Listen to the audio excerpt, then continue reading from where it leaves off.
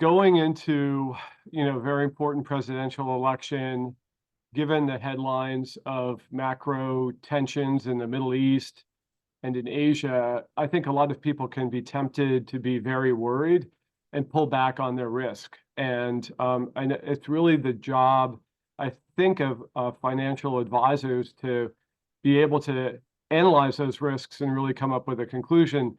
And I'm going to try to persuade you today, Adam, that if you do go through those risks, that they're really not as bad as people think.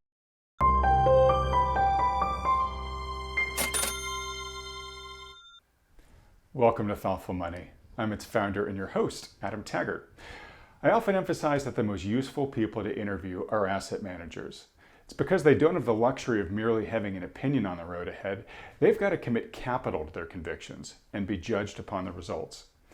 Well, today we've got the great fortune of having a second appearance of one of the most respected capital allocators in the business, Jan vanEck. Jan's CEO of vanEck, an asset management firm with over $100 billion in assets under management invested across its wide family of ETFs and funds, spanning equity, bond, commodity, digital, and regional asset classes. As we did last quarter, Jan and I will spend the next hour discussing his latest macro and market outlooks, as well as where he sees the biggest opportunities for investors right now. Jan, thanks so much for joining us today. It's great to reconnect, Adam. Hey, I'm so glad you're coming back on the program. You have done a lot of my work for me by putting together a bunch of slides and visuals that you want to walk us through here. So we'll get to that in just a second. I understand that you've been on the road a lot, traveling, definitely learning insights that are affecting the way that in which you look at the investing landscape, and a lot of this is captured in your slides.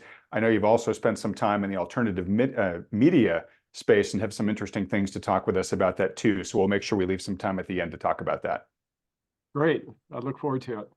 All right. Well, look, I normally start these interviews with a very broad general question. What's your current assessment of the global economy and financial markets? But I think the best way to tackle that is really just to go into your presentation, which is titled Better Than the Headlines. So before we bring up the slides themselves, why did you choose that title? Well, I think going into, a very important presidential election, given the headlines of macro tensions in the Middle East and in Asia, I think a lot of people can be tempted to be very worried and pull back on their risk. And it's really the job, I think, of financial advisors to be able to analyze those risks and really come up with a conclusion.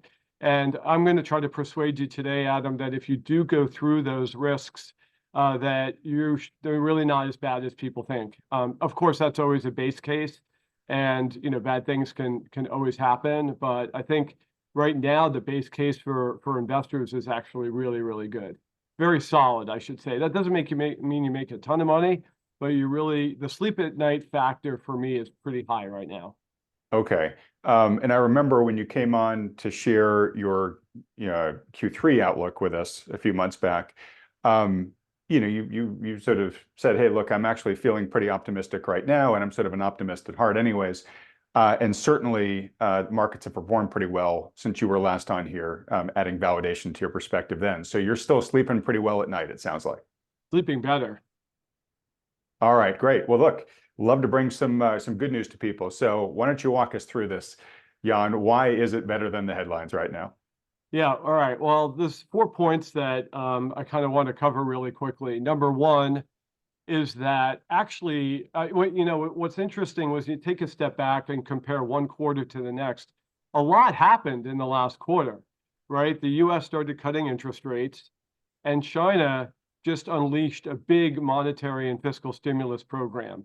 So that means you have the two largest economies in the world basically putting money into their economies, which should help financial markets. Mm-hmm. And we'll talk about that. So that's really the big sleep at night factor, that you've got the two big engines of the world economy trying to push their government policies in the same direction. Secondly, I think it's always good to say, okay, you're invested. How are you allocated within markets? And I want to give an update on what happened in Q3 there. third point is definitely I want to talk about the elections. I've got some points on the elections that I think investors should be thinking about. And we're going to talk about the best performing asset in 24 gold, and then, as you said, some of my my observations on travel and different conferences I've been going to. So, it's okay with you, I'll move right forward. Absolutely, drive away. Okay, great. The first point is just summarized in one slide right here, which is that global growth is generally picking up. We saw here on the right, well, you can see this goes from 2021 to 2022, this post-COVID slowdown globally, and we're firmly kind of in this expansion phase, which should be ultimately driving corporate profits and equity markets. You can see the there's three lines here. Hopefully it's clear. The blue is the overall PMI, which is Purchasing Manager Index, and it's basically services and manufacturing. What you see in this yellow line is that manufacturing alone, read China, had a really big hiccup in the third quarter, right? I was really bullish 3 months ago, and suddenly China started relapsing, I guess you could say, into recession. Not clear from the overall numbers, but clear if you look at manufacturing. Mm-hmm. But I think that's really just the background for why they decided to do this big stimulus last week. And listen, I don't think this will permanently change all of China's problems, and it certainly won't do so immediately. I'm not in the tepper, buy everything, kind of camp. But I do think that U.S. investors, what we are doing, like in our wealth builder portfolios and other portfolios, is reducing our U.S. overweight and starting to increase our emerging markets and international investments. All right, let me squeeze a question here, and feel free to punt it to later if it fits better later. But it's funny, I had Jesse Felder on the program just a couple of weeks ago, and when I asked him at the end, what asset classes are you looking at? And he said, well, I'm actually looking at Chinese equities. And he said, I don't love them, but he said, at some point when there's blood in the streets, you get a great value even for a somewhat compromised asset. And he said that might be the case with China. And then lo and behold, a couple of weeks later, Chinese stocks have performed tremendously well. And so everybody's waking up to it now. They're hearing quotes like David Tepper saying, hey, go buy with two hands. If somebody is considering, maybe getting into Chinese equities right now, is this still a good time to, or is it sort of like, hey, they've run so far so fast, you might want to wait for a pullback before you get in because things are a little too overbought in the short term? Yeah, I don't think you want to be underweight. So if your view, and I actually think at the end of this discussion, I'll give you reasons to get excited about China, which may be an impossibility for U.S. investors, but I think there are reasons. But I would just say, just from a pure valuation standpoint, which is what you're talking about, I really would not want to be underweight anymore. I guess I will tell you that I don't like, you should always talk about my personal investments, but I personally bought like Alibaba about a couple of months ago, and today I'm starting to take some profits. So this is Chinese have a week-long holiday. Their markets are closed, but you can trade, U.S. ETFs that invest in China. I just think it's run so far on a chart that, again, I would want to have it in my portfolio, but I wouldn't want to kind of be massively overweight right now. I think you'll have better buying opportunity. Okay, so basically, if you have none, hold your nose, get an initial foundational position. But if you're looking to increase exposure over time, maybe wait and either dollar cost average or wait for some pullbacks. Right, because the big picture, and it's kind of the theme of my whole kind of thoughts today, is that with the U.S. cutting interest rates, it enables other countries to cut interest rates, right? That's what China did. It's what Europe has done. And I think that means that the U.S. dollar will probably weaken on a relative basis, which is great for international investments. It's great for emerging markets. It's good for commodities. So that is probably the paradigm that we're shifting into. So it's sort of consistent with what we talked about 3 months ago, which is, kind of don't be overweight the mega cap tech, which I'll talk about in a second. Okay, great.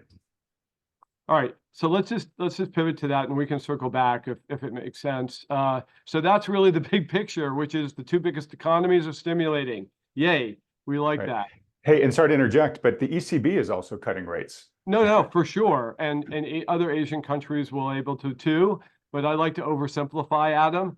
And like number one and number two that were responsible for almost all of global growth over the last kind of 10 years are kind of trying to get their economies going. I think that's a super positive. But you're right, absolutely. It's good for Europe. It's good for a number of different countries. All right. So just a little bit of a backtracking. As you recall, at the beginning of the third quarter, you had the U.S. equity market extremely distorted. So I'm just going to kind of replay a little bit of the music from there. So we saw on this orange line that as this quarter started, large cap growth had been as highly valued against value as in the dot-com bubble. Mm-hmm. Well, so you can see here that started to come down. This is just some historical backdrop for people that may have missed the prior session, which just shows that in the current regime, the NASDAQ has way outperformed. You can see the line right there in the middle. But in other regimes, like in 2000 and 2007, the NASDAQ massively underperformed all the other equity markets. So the point overall is to have balance within your equity portfolio. I'm going to skip that slide. So what ended up happening here? What we basically expected, and I'm wrong half the time, so I'm not trying to do a victory lap here, right? But what this chart shows is that a value-oriented strategy was up almost 12% in the third quarter.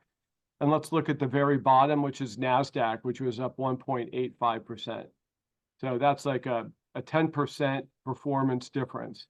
And that is like, maybe that persists, maybe it doesn't. I think it does persist. I think it gives you a sense of, you really want to be owning all of these colors, right? I guess to put it very simply.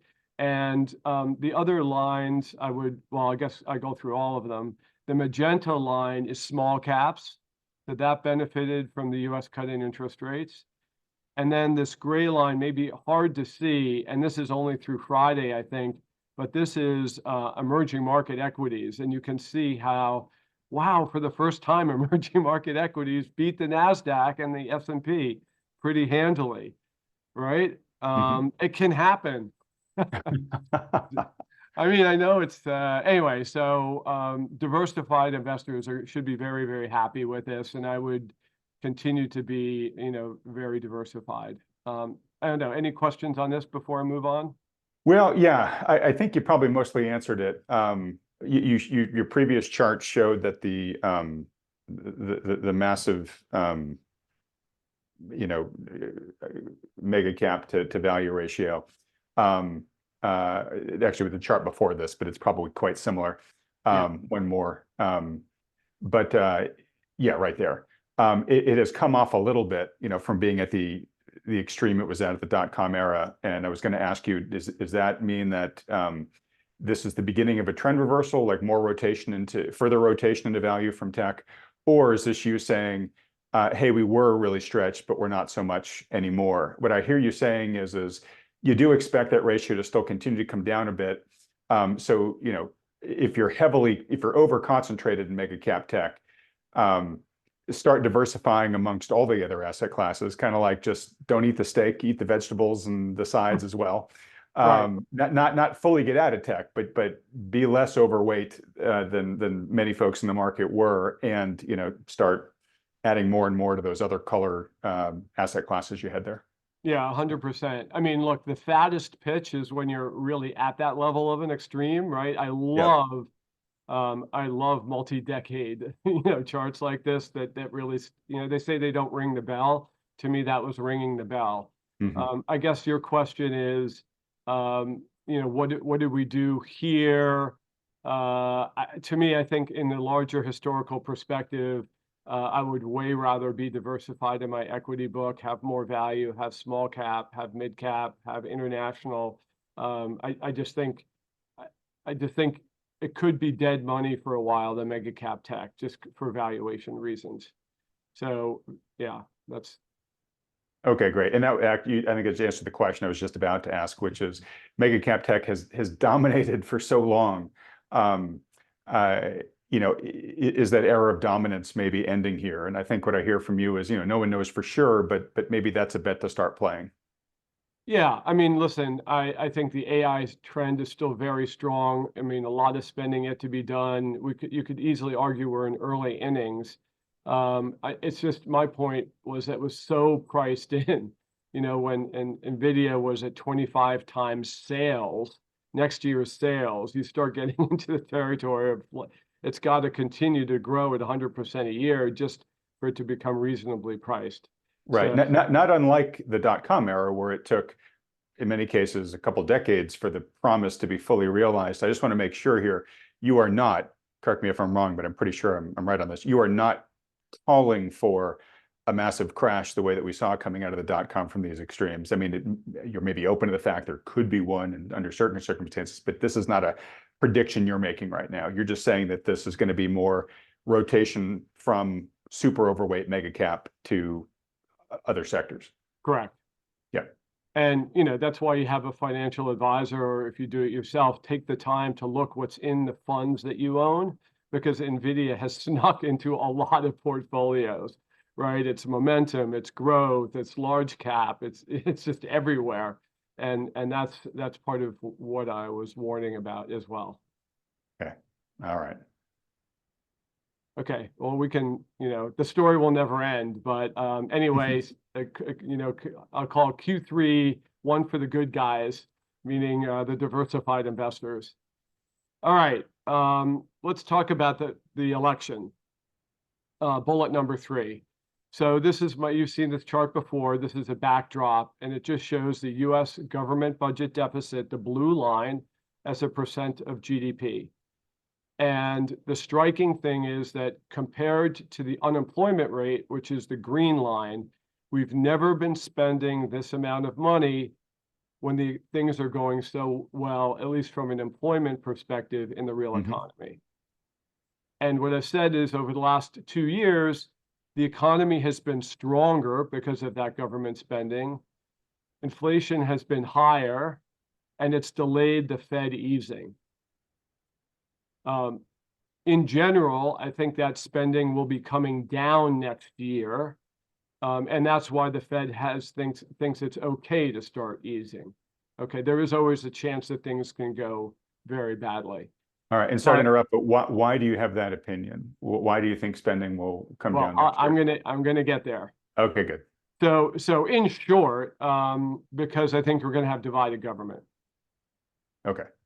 And therefore, neither political party will have a huge consensus. But why don't you humor me for a second? Sure.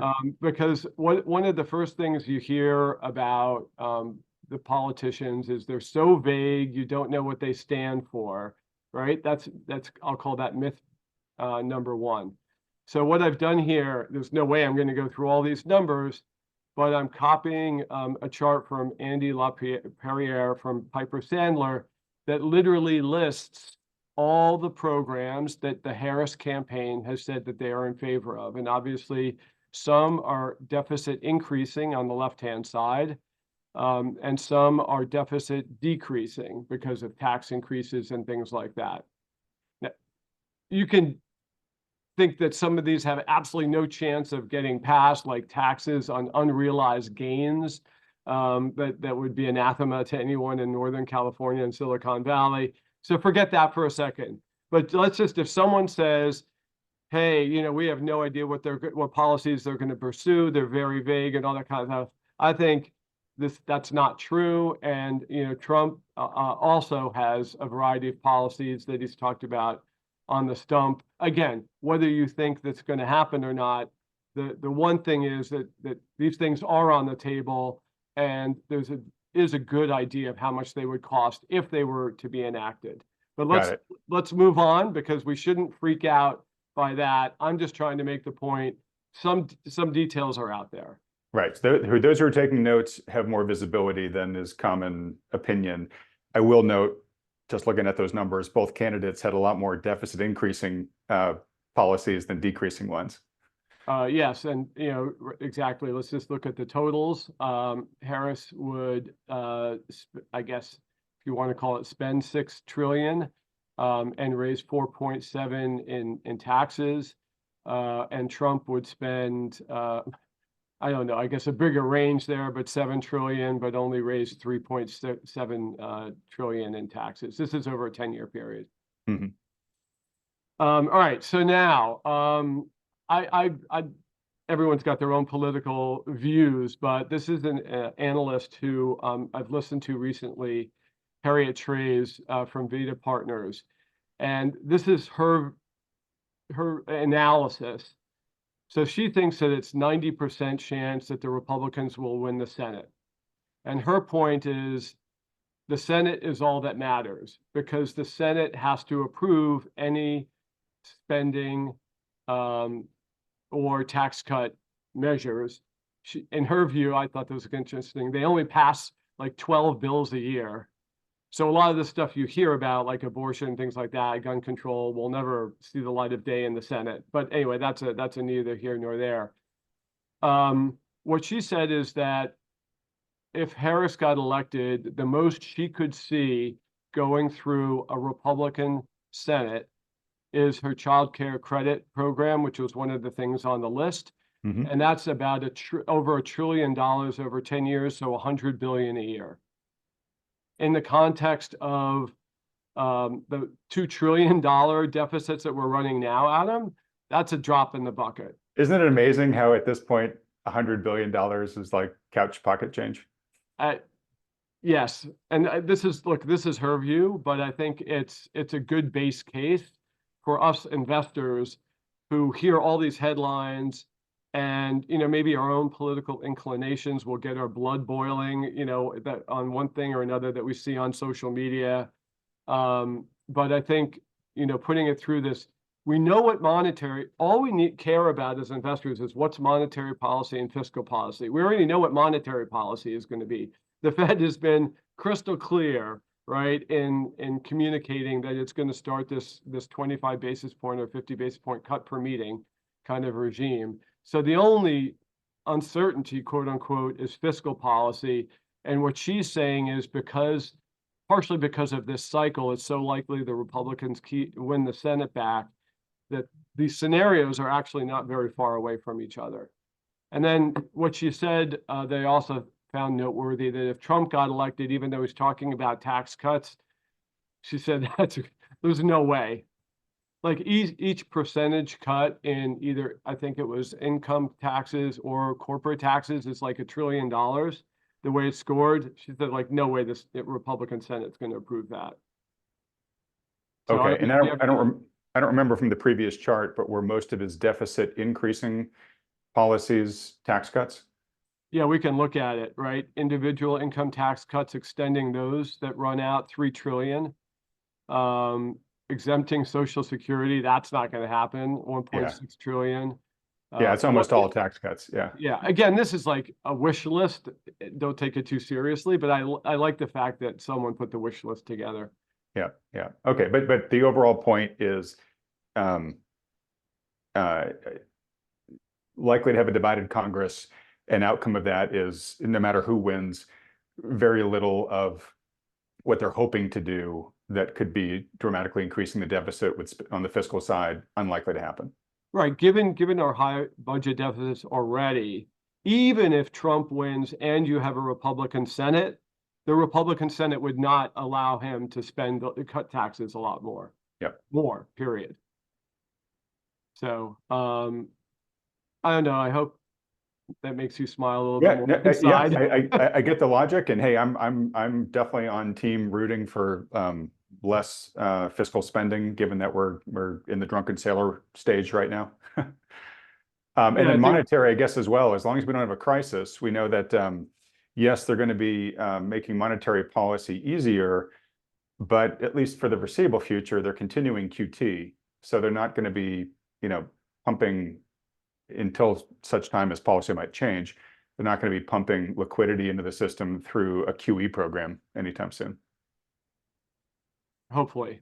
And we'll have to see. And it could be that the financial markets still get very scared by government spending or what the politicians say. They remarkably, Adam, right?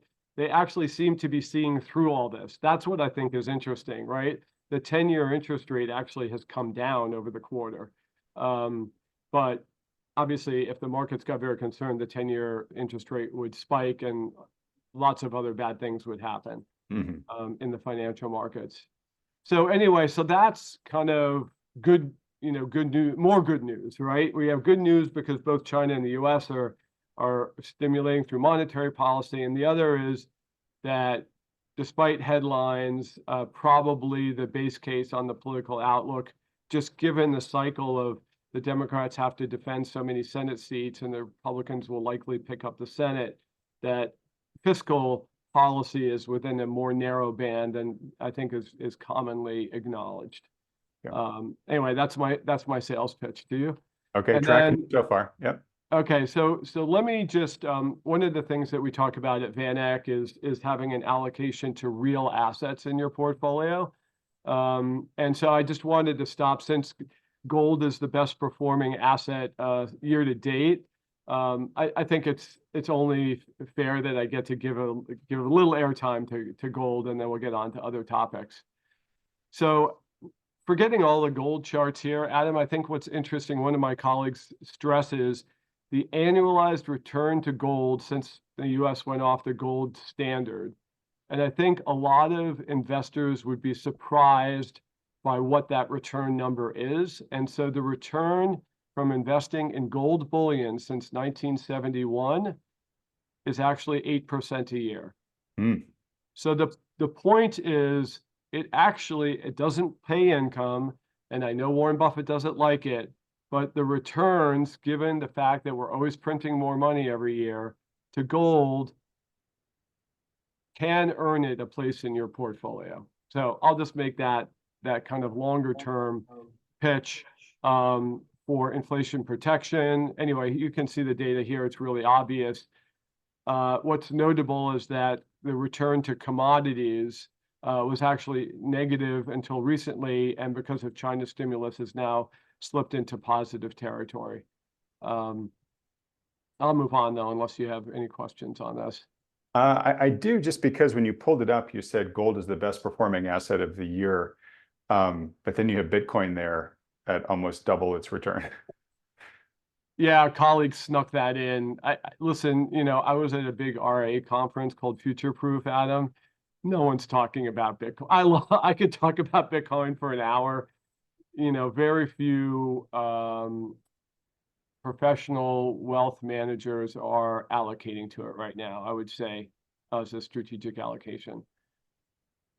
Okay. And it makes me sad, but I think that's just reality. That's why. Yeah, and I know we talked about Bitcoin a little bit and Ethereum last time you were on. If any of these other slides spark any other comments I might have about the cryptos, I'll let you know. But I was just curious because obviously gold was in second place there. But obviously, huge year for gold. So let me ask you this then. So what do you think is driving this, right? So especially when commodities aren't really moving that much, is it all just rising liquidity, which you would kind of almost think would impact commodities positively as well? Is it fears of the wars that are going on? Is it fears of additional money printing? Is it fears of future inflation? What has made this such a surge year for gold? Yes and yes. Okay. So first of all, let's look at gold after the Fed has started cutting interest rates. So this is the macro case for Bitcoin and gold, which is that as interest rates fall, those assets tend to do well. And I've been talking about this for a year and a half. This is just like the most obvious trend.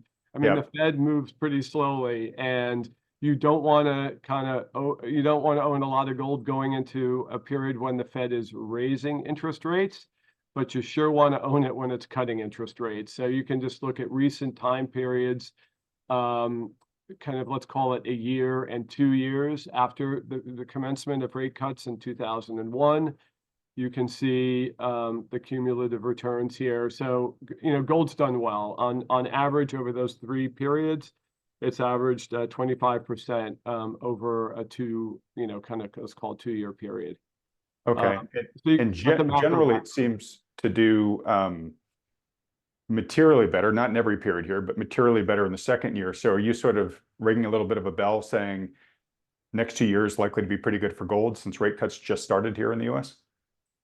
Yes, if you sprinkled in additional concerns about economic growth, which we only heard, I would say, whispers of in 2024, Adam. But if that, if the unemployment rate went over 5% and we started really worrying about it, even more likely the markets would price more interest rate cuts in and gold would do even better.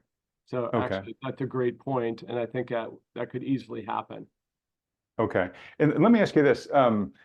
This was a very telegraphed rate cut. I mean, Powell started telegraphing it at the end of 2023.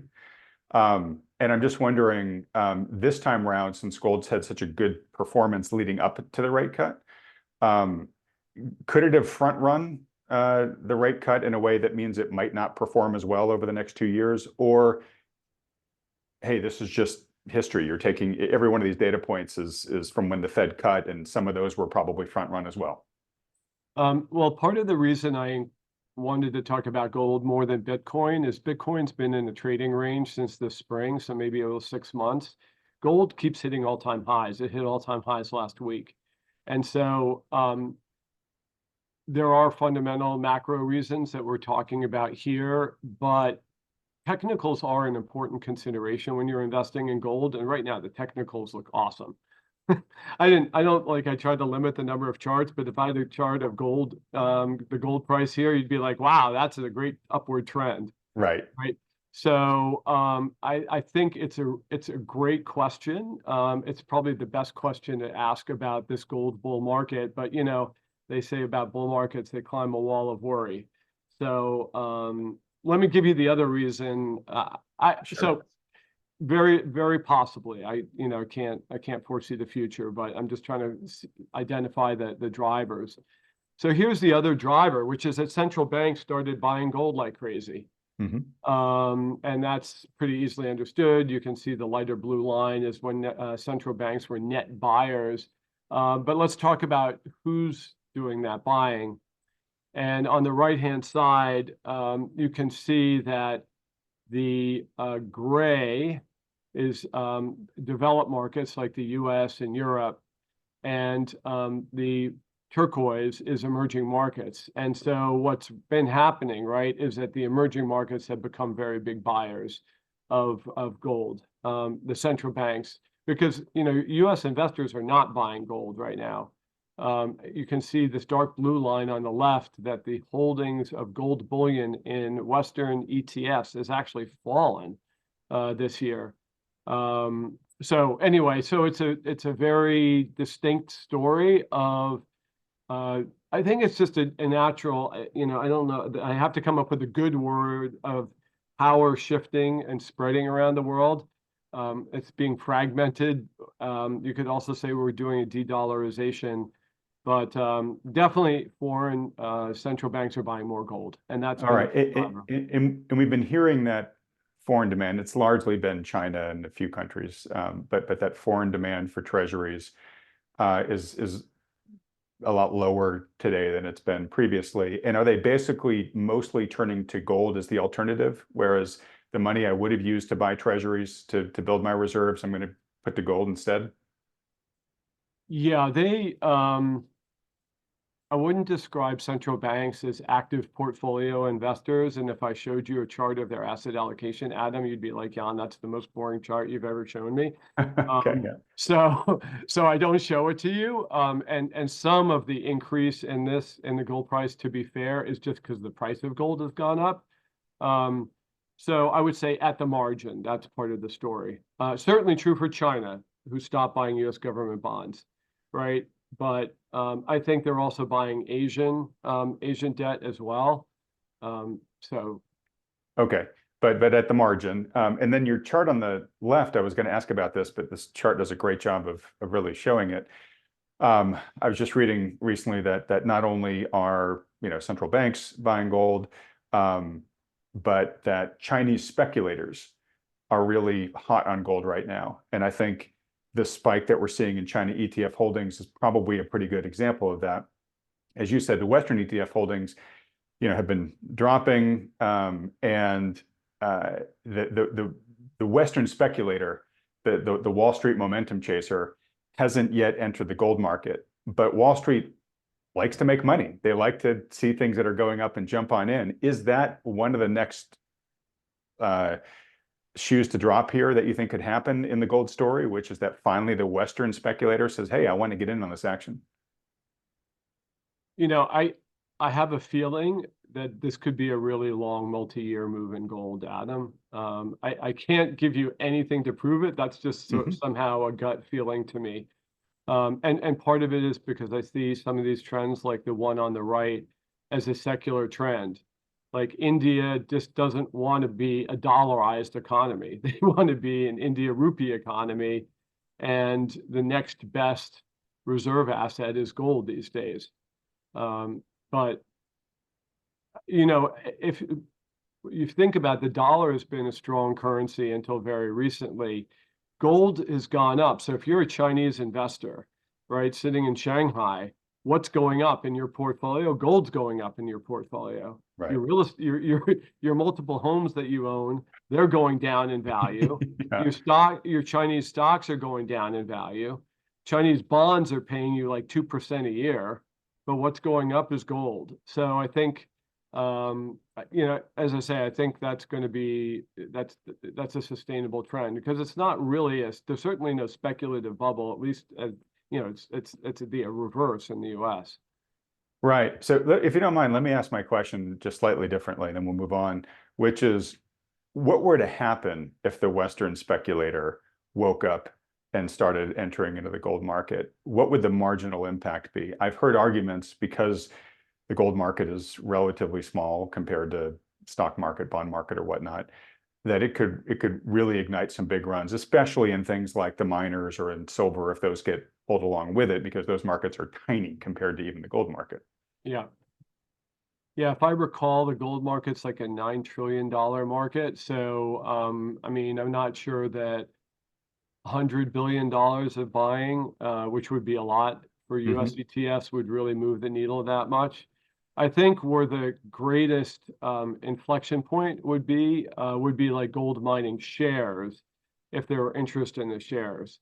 So there's a couple of things that have been left behind in this year that you would normally expect to be going up. You'd expect silver to be going up. I would, more than it has. You'd expect gold miners, even though they were the second top performer in my prior chart. Actually, I can flip back there. Oops, they took that out. But gold mining shares have, I think, outpaced gold this year, but are right in the same ballpark. But they are a small market, so I think, Adam, they would be beneficiaries. And then all the other cryptocurrencies that we didn't talk about beyond Bitcoin. Bitcoin's done well, but that just hasn't happened right now. So if the investors started buying more, that I think all those assets would perform sort of on a relative basis better than gold. Okay, great. That was the itch I was trying to scratch for a number of the listeners here. Yeah, thanks. Cool. All right. So a little bit of extra playtime now, if that's all right. Absolutely. Okay. So the context for my next comments are just that, and maybe I'll just stop sharing for a second. This could be a disaster, but hopefully I can do it. Is that I love shows like yours, right? I love listening to, having a sustained period to listen to really smart people with unique insights, with you having the time to really understand what their thinking is. I mean, so I fell in love with podcasts like about 5 years ago. And so I indulged myself. I don't really talk about this much, but I indulged myself by going to a conference that was put in by another podcast entity. And Just had a bunch of takeaways from that. That's neither here nor there from a portfolio allocation perspective, but if it's okay with you, I'd like to kind of go through my insights there. No, please do. And I know the podcast you're about to walk folks through, which is one I highly respect and is highly successful. So I think a lot of people are going to be curious. All right, let's see if I can get there. So um, the first thing I do when I just talk to some clients informally is just to go through my favorite podcasts and why. So obviously they're investment theme oriented. And I'm not saying these people are perfect by any means, but one is called the All In Podcast. They're 4 venture capitalists out of California. They talk about, as I say on the right here, public markets, private markets. It's weekly. It comes out on Fridays. They talk a lot about AI, which is super helpful to me because, as a business leader and as an investor, it's a trend that's constantly, that's changing very quickly, and I want to stay on top of. Topics like, do you want an open source LLM model or a proprietary one from, ChatGPT or OpenAI? And then they've also started delving into the political realm. And so I went to their conference. Another one I liked is Josh Brown appears on CNBC. It's sometimes hit or miss, but they've interviewed some macro thinkers like from a Fidelity or whatnot that I've never heard of before. And I find those charts that they go through weekly to be really interesting. And I think a lot of RAs listen to them as well. Had you heard of that one? I have, yes. Yeah. And then I didn't put the pictures down, but there's other ones I think they're very worthy. Hedge fund tips, facts and feelings. Ryan Dietrich has bounced between different firms. Charlie Bilello, and a lot of these people like you post on social media as well, and of course your interviews. I mean, I can't listen to all of them. I don't think anyone can. But anyway, I love these, and I'm certainly open to listening to other ones. All right, let me jump. So I wanted to go through my takeaways from attending this summit. So think really hot Los Angeles, 2 days at UCLA, listening to a whole bunch of speakers live from JD Vance to Elon Musk to Kirsten Sinema. So Democrats, Republicans, 70% attended by founders, I would say.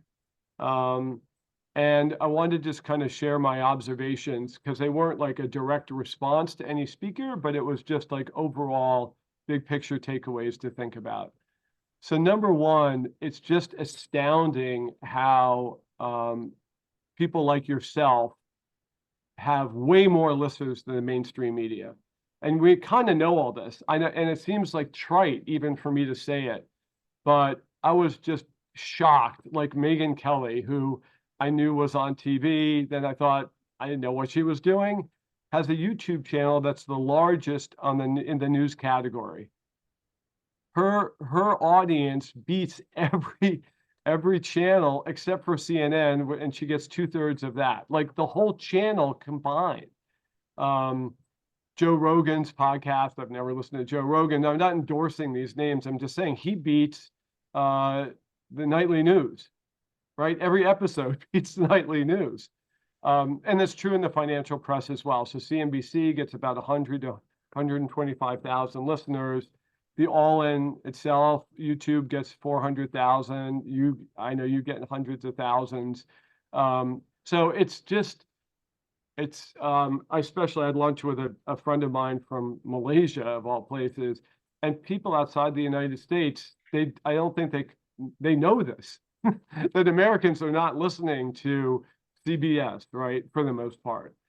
Anyway, I just, and I think it's good for us just to share our favorite listens. So anyway, I know that's going to seem really trite to a lot of people, but it was really, I will never make this point again, but after going to this conference, it was just amazing.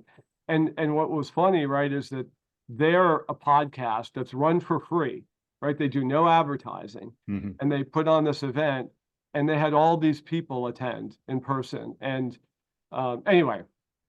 And all these people, I mean, it's sitting Congress people, it's the top media people, audience-wise. Elon Musk was there, right? I mean, it is amazing the caliber of pull that it has. And I think the overall your point you're making, of course, I appreciate it because it's kind of preaching to the choir with what I do.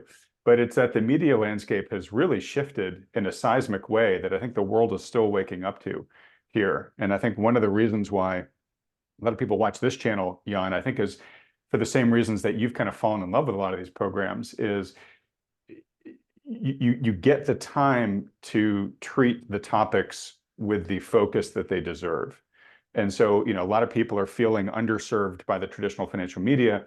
It's either kind of infotainment, where it's just sound bites and people shouting at each other, and they're not learning how to be better investors, right? Or it's just not, it just doesn't go deep enough for them. So they're coming online to self-educate, and these particular programs, and this is all multiplying in real time, are feeding that need. As I like to say on the finance side, or this is happening on other topics, we provide what I intend and I believe to be more financially nutritious content than what they can get in the traditional media. And there's no agenda, right? Except just to educate. Yeah. Yeah. Okay, second point. They highlighted a lot of breakthrough technologies, and what struck me afterwards is just the fact that China is leading in so many tech areas, and that there was just hardly any mention of China. So I'd been in San Francisco the 2 days before, and they have the Waymo cars driving around, right? The driverless cars, and maybe we have it in 2 cities in the US. And in China, they have like millions of driverless cars, right? And if you start listing the industries, where China is leading, electric vehicles, solar. Now they're, building so many nuclear power plants. They're getting a technology competitiveness there. Driverless cars. Alibaba runs a multi-model AI compute platform. Like, no, they didn't even talk about that. Now I'm not saying you have to spend a whole session on China, but I think every news article is about their property crisis in the United States. Like that's 99% of the articles you read about relative to China. And I think we're missing a little bit how they're really investing in like it or not. They have the scale in their economy to compete and build these industries. Got it. So even though the headlines here are all about China's woes, like, don't count China out. To pay attention, right? And okay, so then Elon was talking about his humanoid robot, and how all of us are going to cost, I think, about $5,000 to $10,000, and they'll be available in 5 to 10 years. So sooner or later, Adam, at home, you're going to have your own humanoid robot helping you out, do things. My robot buddy, as Elon likes to say, yeah. Feed the dogs or what have you. Now I like to exaggerate, but I do that by saying probably you'll like your humanoid robot more than your spouse. And for those of us who are married, and I said that to a colleague, and he said, "Oh, that can't be because I like to fight with my wife." and the reality is, with AI driving these robots, the robot will know that he likes to get into an argument about politics or whatever, right? So it's really the attention capture of social media brought to another level. And so I say here, how do we counter program that in our lives? And I just found a lot of side conversations with people about people trying to counter program through either meditation, through religious means, through unplugging, not having smartphones, all kinds of things. I think this is actually like a day-to-day issue that I talked about a lot in California that I just thought was super interesting. So yeah, I do too, and I think that we are moving societally to the realization that social media isn't good for kids until they reach a certain age, right? And there probably will be more constraints placed on it, just like there are in drinking and cigarettes and stuff like that. Some states are really leading in this, but I think we've woken up and said, look, it's not good to be that immersed in the toxic soup all the time, especially at a young age. I think we are also beginning to wake up as an adult society to say, hey, and even us adults, we need to start having some safeguards to make sure that we're not spending too much time in the toxic soup as well. So I totally agree with you. I think that's going to be just like we've been moving to more organic food over time, right? We're going to move to more organic ways to spend our time than in front of a screen. So totally with you there. You did just mention something I hadn't really thought of, which is the robot buddy as a media source, right? Where, yeah, rather than staring at a screen and looking at your favorite news sources, it might be your robot buddy engaging you with a conversation and telling you this stuff, right? And that's just going to be one more technology platform that we're going to have to wrestle with in terms of how it warps our thinking and demands our attention and all that. So, gosh, thanks for putting that fear in my head. Yeah, I mean, just combined with AI, it's just what struck me again, being there in real life at this conference was the counter programming, how a lot of individuals are trying to figure that out on their own. And I'm not saying that you and I should do a whole interview on that topic because it wouldn't be with me, but it's just mental health is really important. There's a guy, Jonathan Haidt, Haidt from NYU. Wrote a book on social media, and this is a whole like issue that some regulators are starting to address, just like you mentioned. But again, I thought just super interesting how many people were conscious of that. All right. Well, I don't know if you've noticed on this channel, but have been given permission by the audience here to start doing some occasional interviews about other forms of real wealth, but that aren't money related. So we did one about healthy relationships. I just did one the other day about sustainable food production. If there's enough interest from folks on the sort of mental health deprogramming side of things, folks let us know in the comments section. If there's enough interest, I'll go find somebody like a Jonathan Haidt and do a video on one of those. Great. I think, yeah, well, whatever. My opinion is we don't do enough. I'm not the person qualified to talk about it. It's just really struck me. Okay. Venture capitalists in pain. I have some slides that I'll go through in a second. Kirsten Sinema, who's the retiring senator from Arizona. A lot of people like to trash politicians. She was awesome. First of all, she was super funny, very sincere. She basically talked about why she voted against getting rid of the filibuster. This has come up in the news again. I'm not going to kind of explain the whole thing. I just like Jan's theory is that there are bad people in public service, but there are a lot of good people as well. And she was just a great reminder of that. I don't know her at all. She was just super impressive. And then the other thing just worth noting is that people love the All In. I mean, you were talking before, Adam, about a listener who just loves that show. I mean, literally every speaker got a standing ovation. I mean, it was like I don't know what it was. It's like a rock concert or something like that. But I think that's worth noting because not most, kind of events have that much enthusiasm.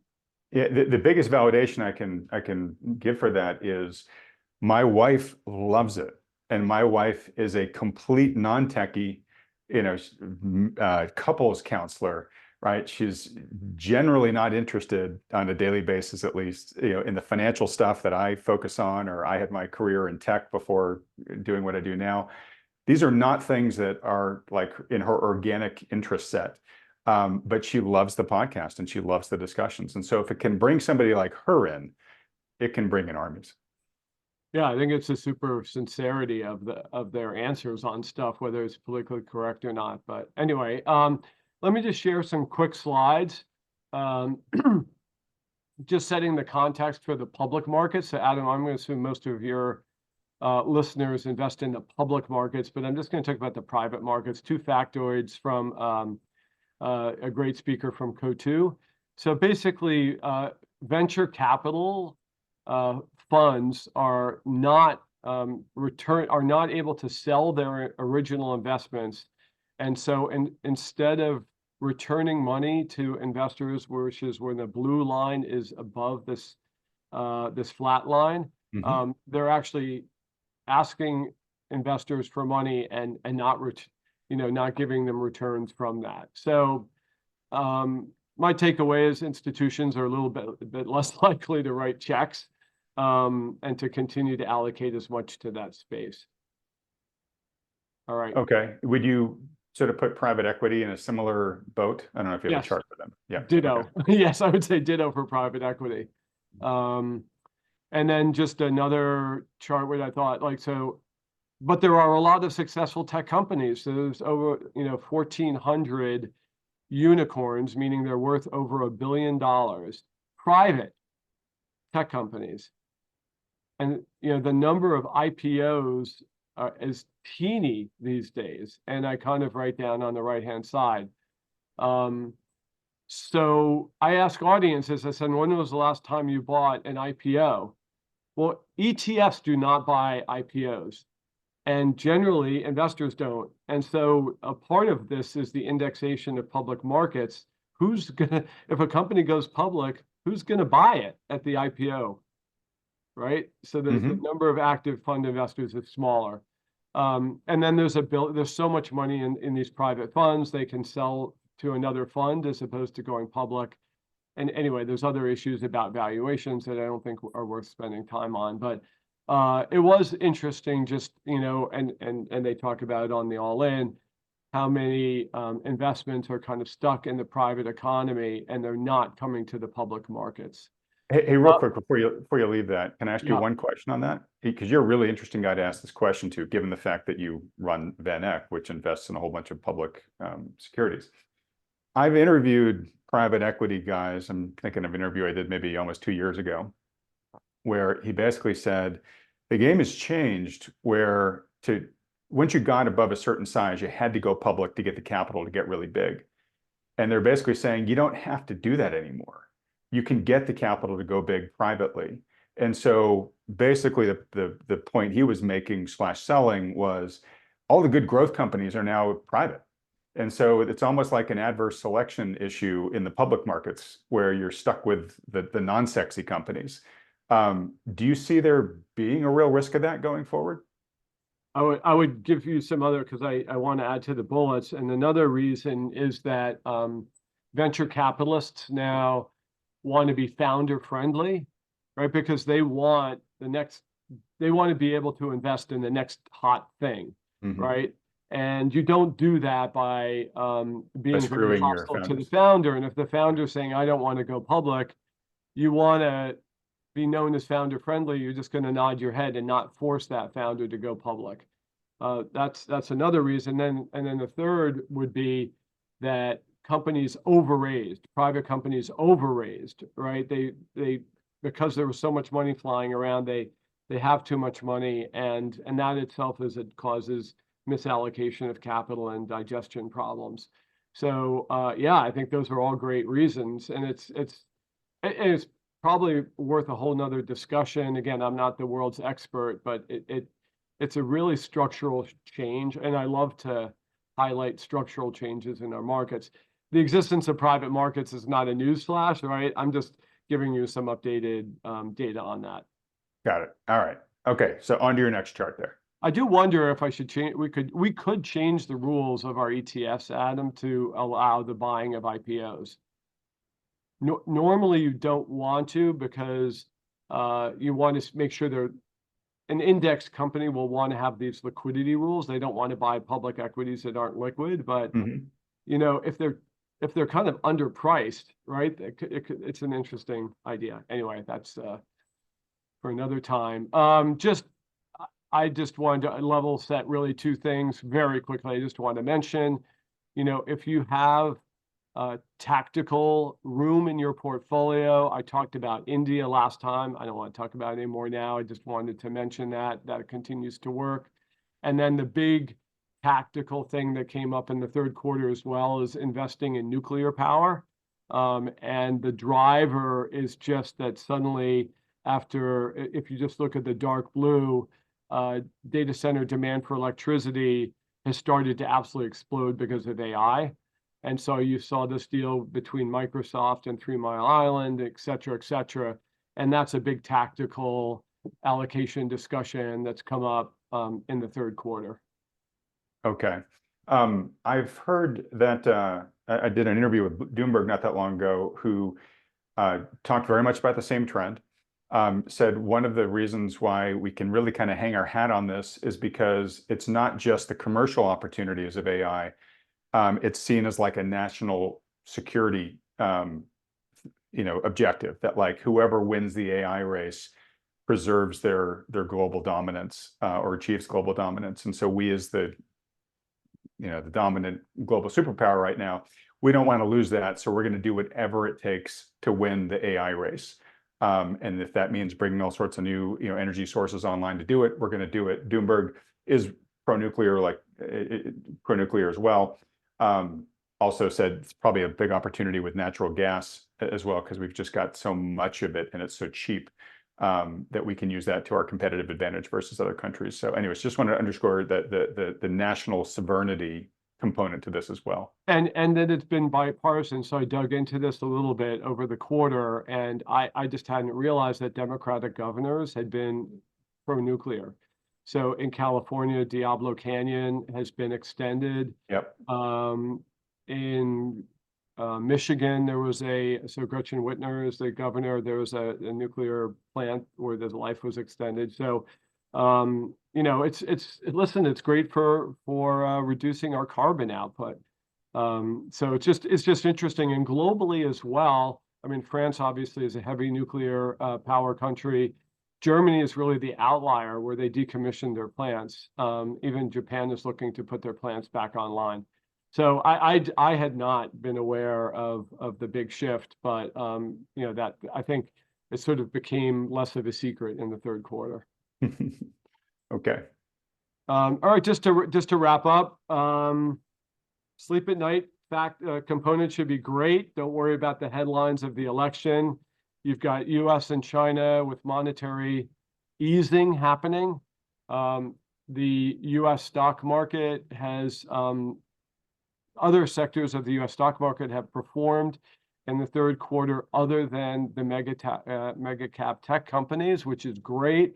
So just make sure, please, that you're diversified in your equity portfolio.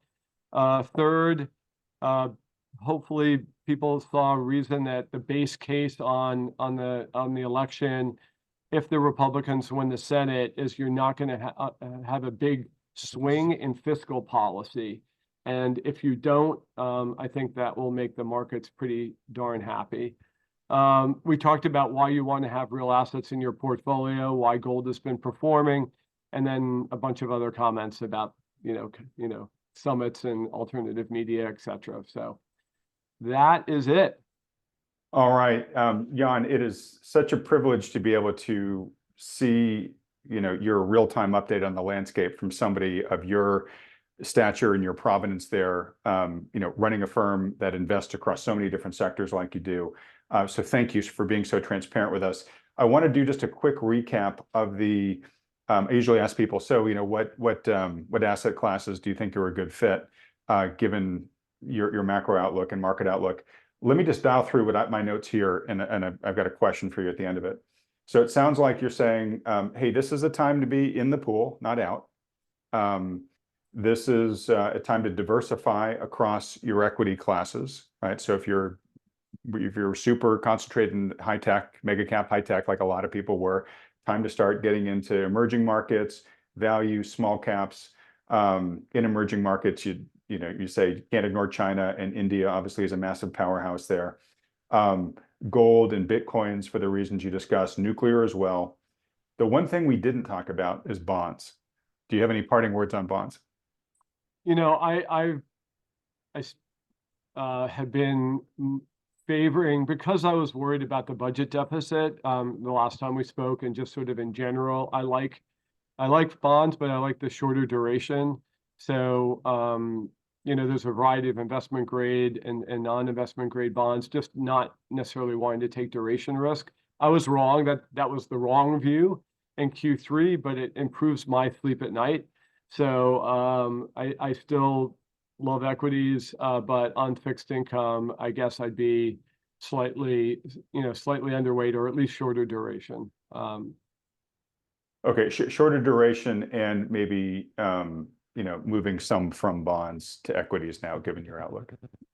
especially the international markets like the India and, if you have to rebuild your China weight. Okay. Fantastic. All right. Well, look, this is part of the conversation where I say it's just been absolutely wonderful. For folks that have really enjoyed this, Jan, and would like to follow you and your work in between now and your next appearance on this channel, where should they go? Well, our website, vanEck.com, has a lot of content. I'm on Jan vanEck 3, Twitter, the number 3, and then just my name on LinkedIn, which is where I seek to repost the podcast episodes I like. But if I'm not on the road, sometimes that doesn't happen as much as it should. Yeah, thank you. Thank you for your interest, Adam. It was great catching up. It's such a pleasure. All right. Yeah, and look, when I edit this, I will put the URLs to all those resources on the screen. Folks will also put them in the description below the video here as well, so you can get there with one click. And folks, if you'd like to let Jan know you'd love him to come back on this program as soon as his outlook changes in any material way, please let him know by hitting the like button and then clicking on the red subscribe button below, as well as that little bell icon right next to it. All right. Well, look, Jan certainly gave us a lot of food for thought in terms of a number of different investing themes for the outlook that he sees ahead. If you'd like some help in putting those into practice in your own portfolio, I'll give my normal recommendation that unless you already have a really good existing track record of being a successful DIY investor, that most people watching this video should do that under the guidance of a good professional financial advisor who takes into account all the macro issues that Jan and I talked about here. If you've got a good one who can do that for you, great, stick with them. But if you don't, or you'd like a second opinion from one who does, then consider scheduling a free consultation with one of the financial advisors that Thoughtful Money endorses. To do that, just go to thoughtfulmoney.com, fill out the short form there, and the advisors will be in touch with you very soon, within 24 hours. A reminder, these consultations are totally free. There's no strings attached. There's no commitment to work with them. It's just a free public service that these firms offer. Just a reminder, too, that we're beginning to get into the last couple of weeks before the Thoughtful Money Fall Conference on Saturday, October 19th. If you haven't gotten your ticket yet, you just missed the early bird price, but we still have the last chance to save price before the tickets rise to full price. So to lock that in, go to thoughtfulmoney.com/conference. And a reminder that if you can't watch live on the 19th, don't worry. Everybody who registers is going to get replay videos of the full event, all the presentations, all the Q&As. And if you are a premium subscriber to our Substack, you'll also get an additional $50 off whatever the ticket price is when you buy your ticket. All right, Jan, this again, just an immense privilege to have you on here. Thank you for being so transparent with how you see the world and how you look at specific asset classes. Really look forward to having you back on the program again soon. That was great catching up, Adam. All right, everybody else, thanks so much for watching.